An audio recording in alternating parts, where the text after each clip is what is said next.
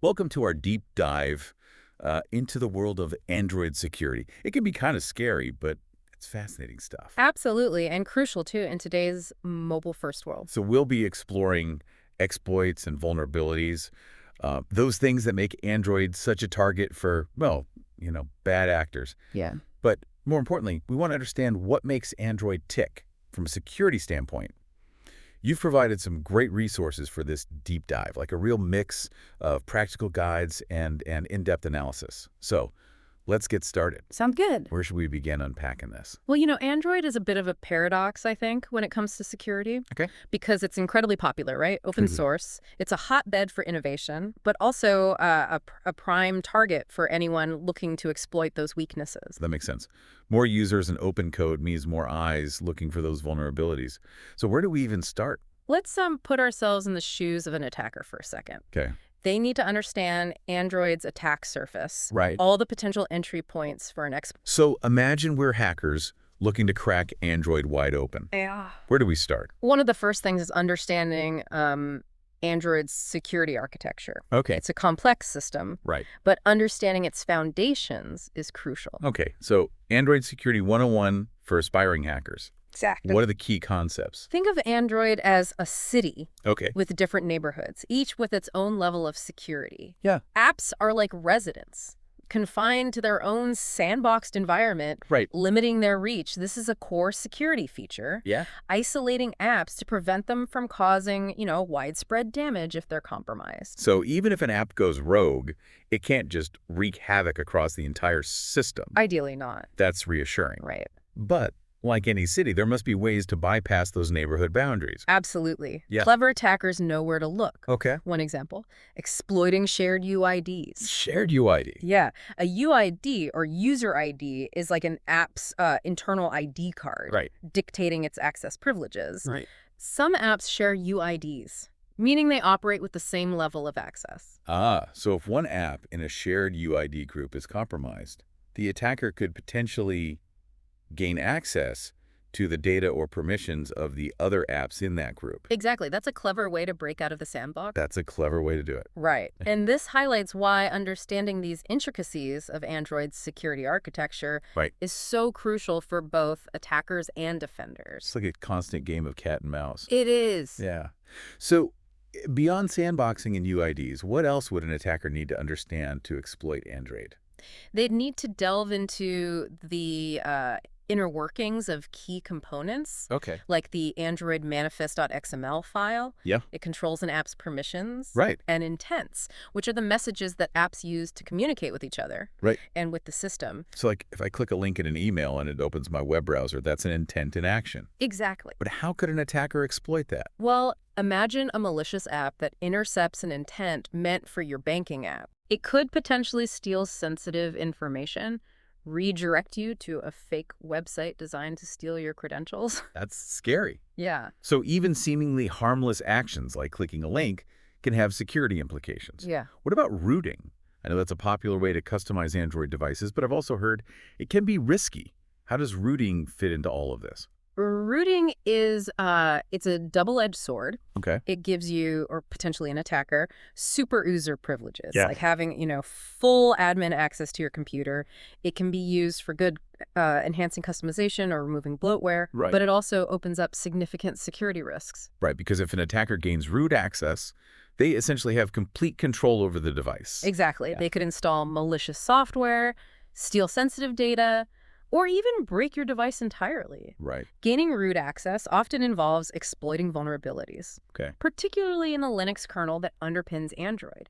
Think of it like finding a secret backdoor into the operating system itself. So rooting is like handing the keys to the kingdom to anyone who knows how to exploit those vulnerabilities. That sounds pretty risky for the average user. Are there any infamous examples of rooting exploits? Oh, absolutely. One of the classics is Gingerbreak. Gingerbreak. Yeah, which exploited a flaw in how Android managed memory allocation back in the gingerbread days, allowed users to gain root access with just a few taps on their screen. Uh-huh. Another interesting one is Mempodroid. Mempodroid. Yeah, it took advantage of a weakness in the kernel's memory protection mechanisms, allowing code to be executed in areas it shouldn't have access to. It's amazing how these exploits leverage seemingly small technical oversights to gain such significant control. These examples really highlight the ingenuity of both attackers and those working to secure Android. So we've got rooting as a potential attack vector. What about the overall ecosystem? How does that impact security?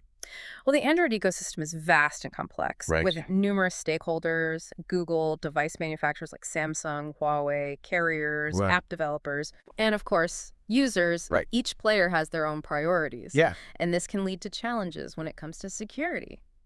So everyone wants a piece of the Android pie, Yeah, but not everyone is equally invested in security. That sounds like a recipe for trouble. exactly. And one of the biggest issues stemming from this complexity is fragmentation. Fragmentation. There are countless Android devices out there, each with its own hardware, software customizations, Right. carrier modifications. Right. This makes it incredibly difficult to roll out security updates consistently and quickly. So even if Google releases a critical security patch, it might take months for it to reach all Android users, if it ever does. Exactly. That's a major vulnerability in itself. It is, and attackers know this. They actively target older versions of Android Right. or devices that are no longer receiving security updates. This fragmentation makes it much harder to secure Android as a whole, as you're essentially dealing with thousands of slightly different operating systems. It's like trying to secure a city with 1,000 different types of locks, each with its own unique key. So with all these potential attack vectors, from rooting to fragmentation, what are the most common ways attackers actually gain a foothold in the Android ecosystem? Well, the attack surface for Android is vast, but we can break it down into a few key areas. One common avenue is through remote attacks, exploiting vulnerabilities over a network, like the internet. The classic internet attack. What kind of vulnerabilities are we talking about here? Are we thinking malicious websites or something a little more sophisticated? It can be both. Okay. A simple example would be a malicious website that exploits a vulnerability in your web browser Right. to inject malicious code into your device. But there are more advanced techniques as well, like exploiting flaws in networking protocols themselves. Okay, that sounds a little more complex. Can you give me an example? Sure. Imagine an attacker exploiting a vulnerability in the TLS handshake process, which is used to establish a secure connection between your device and a server. If successful, they could potentially intercept your supposedly encrypted traffic, Right. even if you're browsing on a seemingly secure website. So even if I see that little padlock icon in my browser, my data might not be as safe as I think. That's unnerving.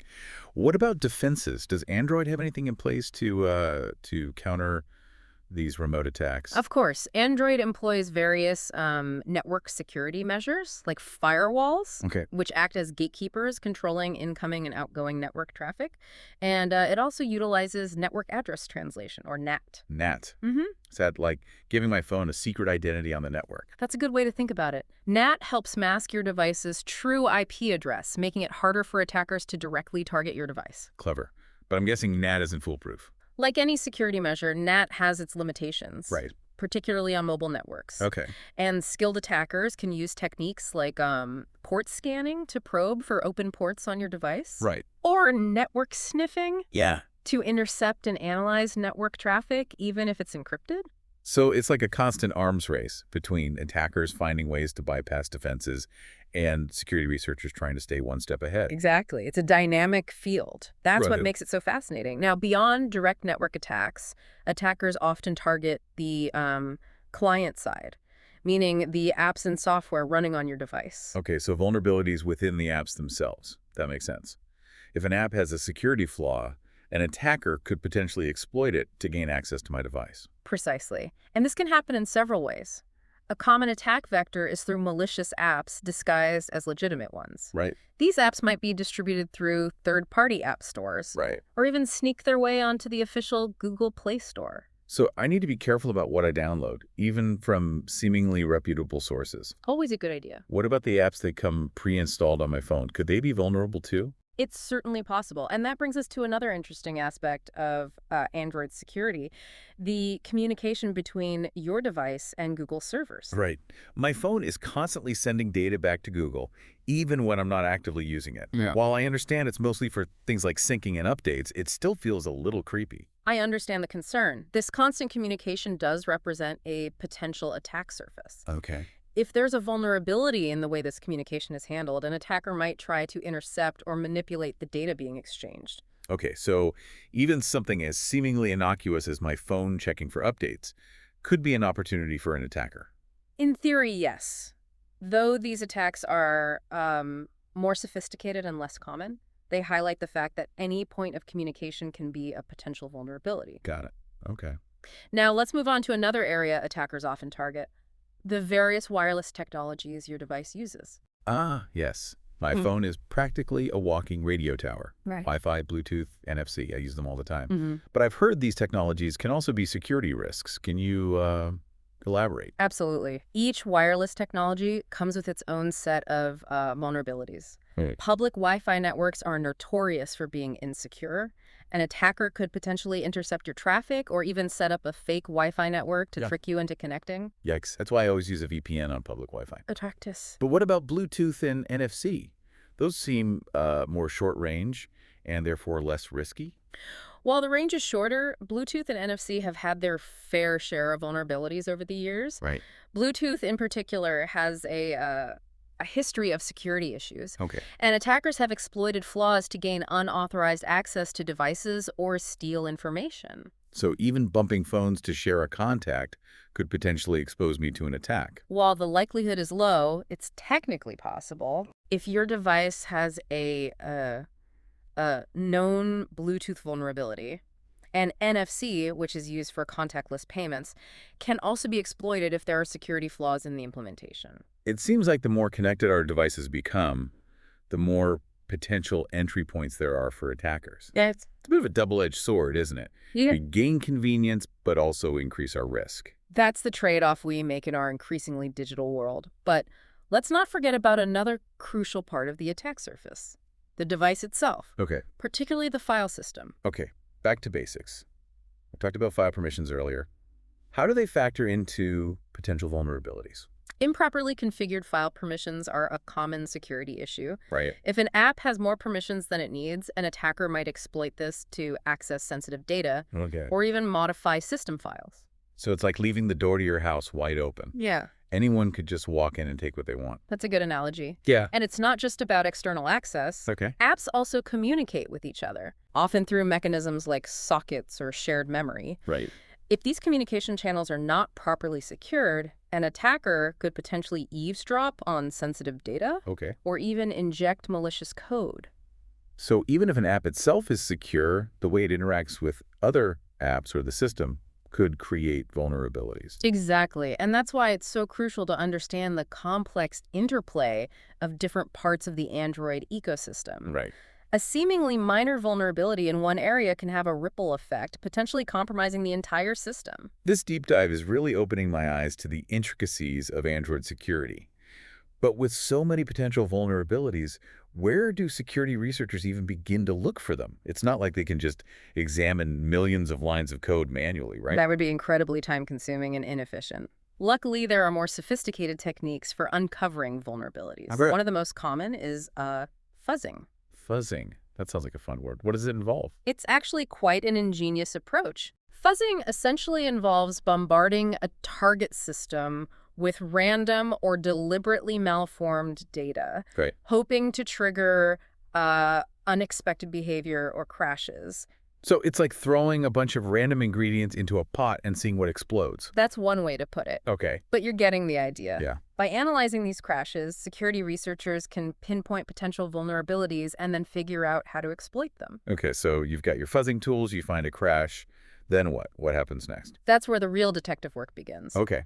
Researchers need to dive into the crash dumps, Right. which are essentially snapshots of the system's state at the time of the crash. They analyze these dumps to understand what went wrong, why the software crashed, Right.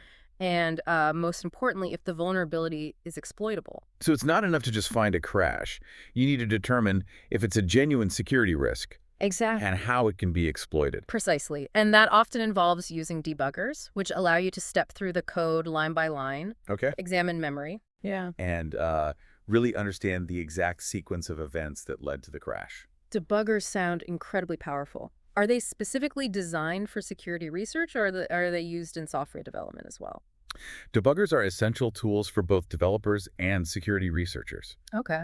Developers use them to find and fix bugs in their code, Right? while security researchers use them to analyze vulnerabilities and figure out how to exploit them. Right. So fuzzing and debugging are key techniques in the vulnerability hunting toolkit. Exactly. Once a vulnerability is found, it's up to the developers to fix it, right? But we talked earlier about fragmentation, making it difficult to get those updates out to all Android devices. That's right. Even if a patch is available, it doesn't mean all devices will receive it Right. in a timely manner, if at all. This is why understanding Android's attack surface and the techniques used to exploit vulnerabilities is so important, Right. even for everyday users. It's about being aware of the risks and taking steps to protect ourselves, even if we're not security experts. Right. Absolutely.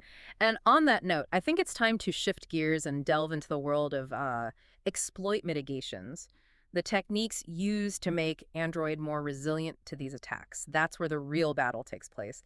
It's that constant struggle between attackers trying to exploit vulnerabilities and the defenders trying to, make those exploits as difficult as possible. So we're talking about techniques that make Android more resilient to attacks. Not necessarily preventing vulnerabilities altogether, but making them harder to exploit. Precisely. Exploit mitigations are like security guards for your code, making it harder for attackers to break in and cause havoc. I like the analogy. What kind of tools do these security guards have at their disposal? What are some common exploit mitigation techniques? One of the most effective and widely used mitigations is address space layout randomization, or ASLR for short. We touched on this briefly earlier. It's like a constantly shuffling deck of cards, making it difficult for attackers to predict where key data structures are located in memory. Ah, so by making things unpredictable, ASLR essentially throws a wrench into an attacker's carefully crafted exploit. It's like trying to hit a moving target, right? Exactly. And this makes exploitation much more challenging. ASLR has been a game changer in the world of software security, not just for Android, but for other operating systems as well. So ASLR is all about disrupting an attacker's plans. What other tricks do we have up our sleeves? Another powerful mitigation is non-executable memory, or XN. XN. This technique marks certain areas of memory as non-executable, preventing attackers from running their malicious code directly. So even if an attacker manages to inject their code into the system, XN makes it impossible for them to actually execute it. That's a pretty Right. effective roadblock. It certainly raises the bar for attackers. They have to find more roundabout ways to achieve their goals, often involving complex techniques like return-oriented programming, or ROP, Yeah. where they hijack the control flow of existing code to execute their malicious payload. ROP sounds incredibly complex.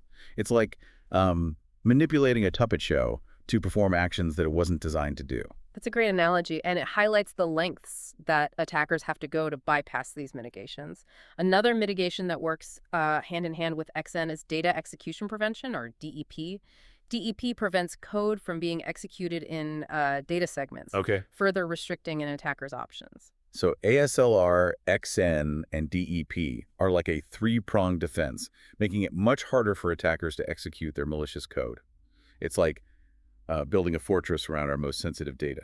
That's the idea. And these are just a few examples of the many exploit mitigation techniques employed in Android and other modern operating systems. The key is to use a combination of these techniques, creating a layered defense that makes exploitation as difficult as possible. But it's a constant arms race, right? As defenders create new mitigations, attackers find new ways to bypass them. What are some of the emerging trends in this ongoing battle? One promising area of research is control flow integrity, or CFI. CFI aims to restrict the paths that code can take during execution, Okay. making it much harder for attackers to hijack the control flow and execute their malicious code. So it's like setting up traffic signals within the code itself, ensuring that everything flows in the right direction and no one takes any detours. That's a great way to visualize it. Okay. And then there's the ongoing work on fine-grained sandboxing, which takes the concept of app isolation to a whole new level. Right. It aims to isolate different parts of the system even further, limiting the damage an attacker can cause, even if they manage to compromise a single component. So it's like breaking down that city we talked about earlier into even smaller neighborhoods, Yeah. each with its own security checkpoints. Exactly. And these are just a few of the exciting developments happening in the world of exploit mitigations. It's a dynamic and constantly evolving field, which makes it both challenging and incredibly rewarding. This deep dive has been a real eye-opener. We've covered so much ground, from the inner workings of Android's security architecture to the techniques used to, find, analyze, and exploit vulnerabilities, and now the mitigations that protect against these attacks. I have to say, I'm feeling a mix of awe and a healthy dose of paranoia. That's a perfectly understandable reaction. Android security is complex, Yeah. constantly evolving. The key takeaway is that knowledge is power. Right. By understanding the risks, the techniques used by both attackers and defenders, Right. we can make informed decisions about how to protect ourselves and our devices. Right. Awareness is the first line of defense. And for those feeling inspired, perhaps this deep dive has sparked an interest in exploring the world of security research. It's a fascinating and crucial field with endless opportunities for learning and making a real impact. I couldn't agree more. The more people we have working to improve security, the better off we'll all be. So stay curious, stay informed, and stay safe. Excellent advice. And on that note, we've reached the end of our deep dive into Android security. Thanks for joining us. And remember, the journey into the world of cybersecurity never truly ends. Stay vigilant and keep exploring.